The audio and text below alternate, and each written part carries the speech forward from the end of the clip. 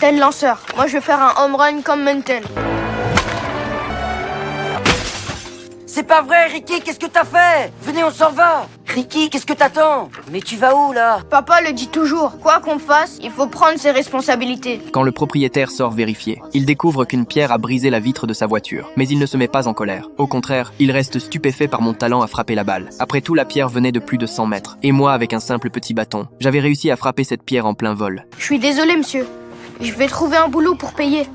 Ah, attends un peu. Tu me dis sérieusement que t'as envoyé cette pierre par-dessus ces arbres et jusque sur mon pare-brise avec ton bâton à la noix? C'est pas rien. L'homme ne me reproche rien et ne me demande pas non plus de payer les dégâts. Il veut seulement voir de ses propres yeux. Comment je peux envoyer une pierre aussi loin avec un bâton? Recommence, mon garçon. Montre-moi. Je prends la pierre et je retourne à ma place d'un pas plein d'assurance.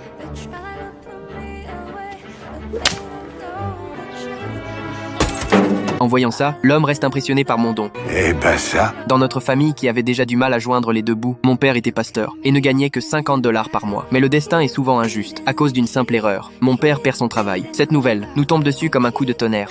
Il est honnête, vertueux, et il sacrifie toute sa vie et son bonheur au service de Dieu. Il vous fait même passer avant ses enfants. Et comment vous le remerciez de son dévouement? Vous le renvoyez de sa propre église et vous mettez ses enfants dehors dans la rue. Pourquoi? Parce que votre pasteur vous a demandé de vous comporter comme les fidèles respectueux qu'il croyait que vous étiez. Et vous vous croyez de bons chrétiens. Vous n'êtes pas digne d'avoir James Hill. Nous prenons alors la route pour chercher une nouvelle vie. Mais le destin ne semble toujours pas vouloir nous sourire. Notre voiture tombe soudain en panne d'essence. Nous nous sommes tous endormis. Seul mon père sort de la voiture. Il prie Dieu en silence. Donne-moi un signe.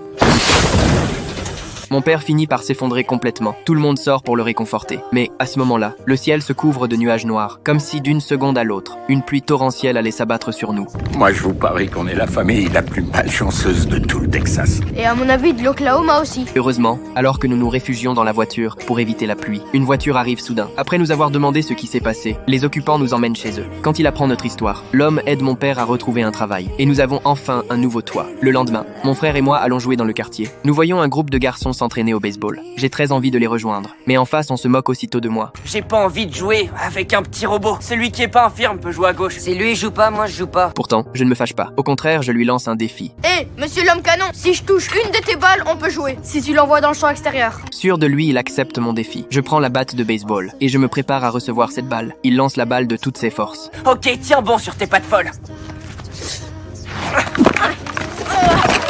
Mon frère veut me convaincre d'abandonner, mais au fond de moi, je refuse de baisser les bras. Alors mon frère m'aide simplement à me relever. Une fois debout, je fais quelque chose d'incroyable. Mais qu'est-ce que tu fais? Le robot s'autodétruit.